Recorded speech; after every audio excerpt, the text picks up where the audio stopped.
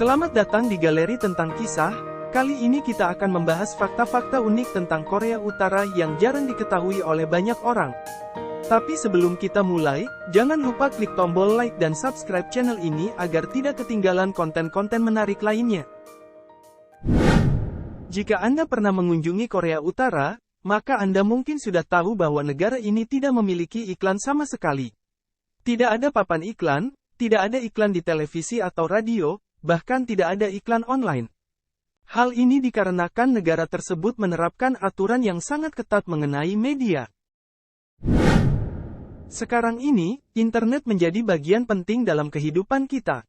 Namun, di Korea Utara, internet sangat dibatasi dan hanya dapat diakses oleh sejumlah kecil orang, terutama pejabat pemerintah dan orang-orang yang terlibat dalam bidang teknologi informasi.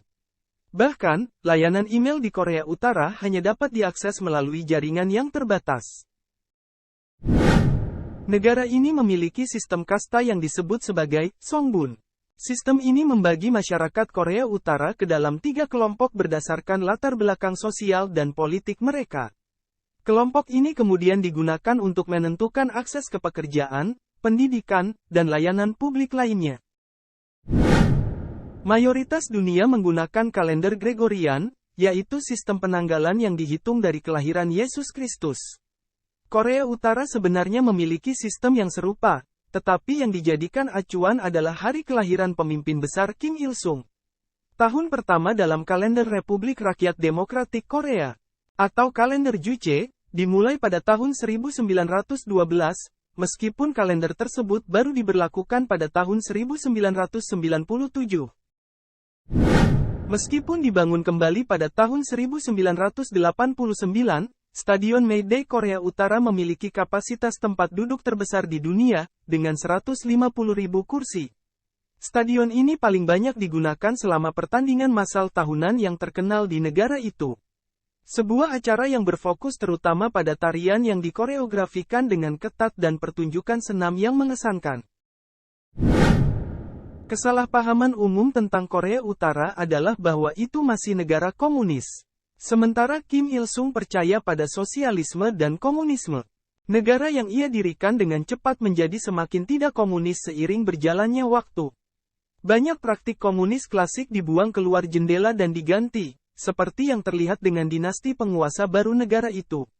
DPRK mengganti prinsip-prinsip komunis mereka dengan Juche, sebuah ideologi politik unik Korea Utara yang dipikirkan oleh Kim Il-sung, yang berfokus terutama pada kemandirian. Semua penyebutan komunisme perlahan-lahan dihapus dari tulisan resmi negara, dengan kata tersebut dicoret dari konstitusi sepenuhnya pada tahun 2009.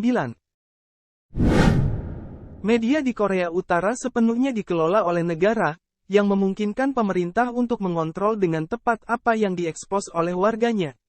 4 saluran TV yang dapat ditonton warga adalah sebagai berikut.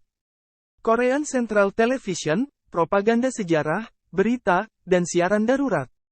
Televisi Mansudae, program pendidikan.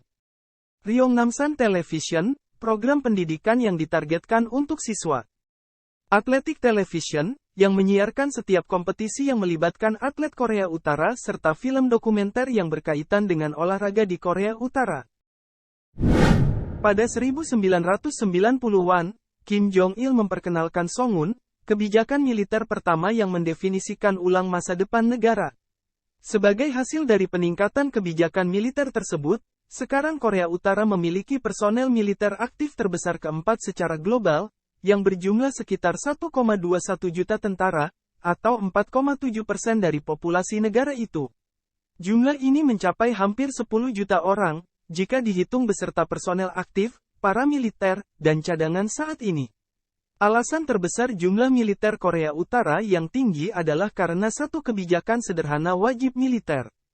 Sampai tahun 2015, wajib militer hanya wajib bagi warga negara laki-laki, dengan perempuan diberi kesempatan untuk mendaftar jika mereka mau. Perubahan yang diberlakukan membuat wajib militer bagi wanita hingga usia 23 tahun. Di sisi lain, dinas militer untuk pria berlangsung setidaknya 10 tahun dan dimulai dari usia 17 tahun. Selain paspor Malaysia dan Singapura, kamu harus mengajukan permohonan visa untuk mengunjungi Korea Utara. Selain kedua negara tersebut, kamu harus melakukan perjalanan dengan agen tur yang disetujui oleh negara Korea Utara. Program luar angkasa Korea Utara mendapat perhatian internasional ketika satelit pertamanya diluncurkan pada tanggal 31 Agustus tahun 1998. Pemerintah Korea Utara mengklaim bahwa peluncuran itu berhasil, tetapi tidak ada objek yang pernah dilacak di orbit dari peluncuran tersebut. Di luar Korea Utara, peluncuran itu dianggap gagal. Ada 4 peluncuran sejak saat itu, dengan yang terbaru terjadi pada tahun 2016. Ada 2 satelit yang benar-benar mencapai orbit, tetapi keduanya gagal berfungsi. Namun Korea Utara mengklaim semua peluncuran berjalan sukses. Nah, itu tadi adalah beberapa fakta unik tentang Korea Utara. Meskipun negara ini kontroversial dan memiliki banyak masalah dalam hal kebebasan, namun fakta-fakta ini dapat memberikan gambaran tentang keunikan budaya dan kehidupan di Korea Utara. Terima kasih sudah menonton dan sampai jumpa pada video selanjutnya.